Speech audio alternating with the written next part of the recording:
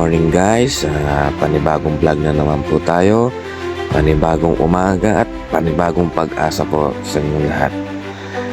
Bali ayan po ay makikita nyo po ang puning sa may sapang bato, which is andyan na makikita nyo yung mga buhangin at lahar. Ibinuga dati ng Mount Pinatubo, pero nung after nung pumutok ng Mount Pinatubo is na-develop na rin ng paunti-unti itong lugar na to, at which is na naging siyang tourist destination ng mga turista dahil sa angking kagandahan ng bundok ng Mount Pinatubo, dahil sa meron itong hot spring, meron itong mga mini falls, basta maganda, maraming magagandang lugar na pwedeng pasyalan dito sa may puning sa may Sabang Bato.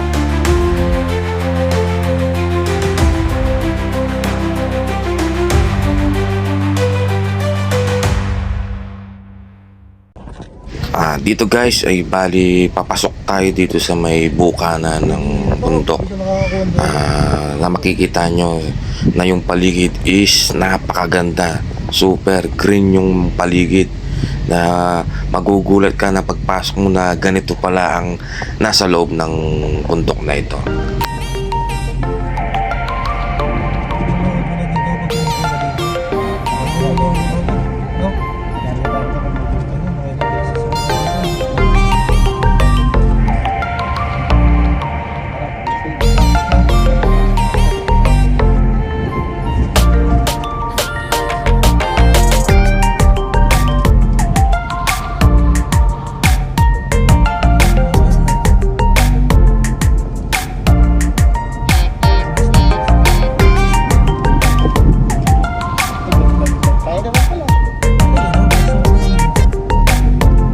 Bali guys, yung pag-akyat dito is kailangan dapat yung sasakyan mo is 4x4 jeep or pickup, dahil hindi pwede yung sedan na mga sasakyan dito dahil titirik lang siya at hindi siya makakaakyat sa may taas dahil napaka rough road ng mga daan dito.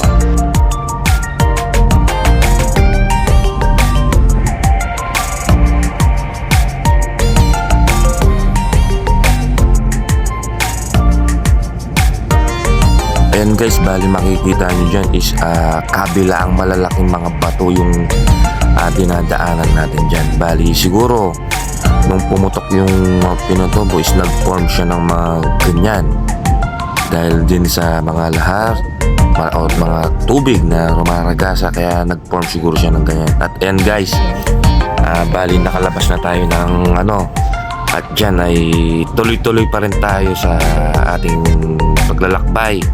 Nang sa ganun ay makita natin talaga yung super kagandahan nitong bundok na to guys. At ayan guys, wala na akong masabi, i-enjoy nyo na lang yung video na to at kayo nang bahalang humusga kung anong masasabi nyo sa video na to guys. At maraming salamat po at mabuhay po kayong lahat.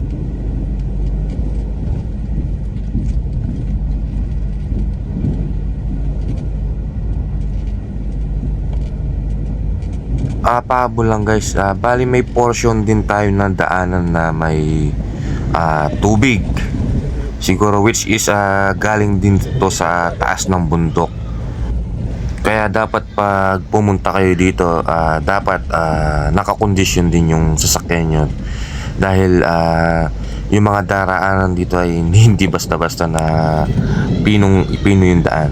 Ayan, makikita nyo naman matubig, mabato at parang mga putik yung mga dadaanan nyo.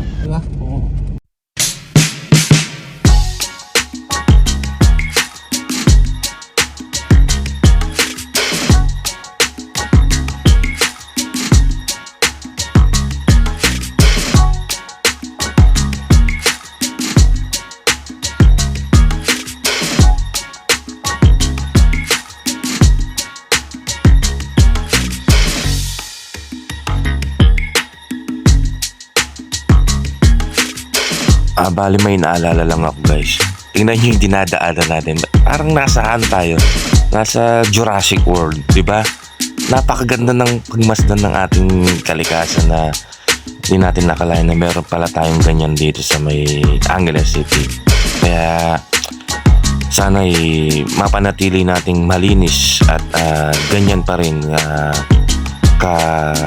kaganda yung ating bundok, na sana'y tuloy-tuloy pa rin ang pag-iingat ng ating mga local government at ating mga mamamayan.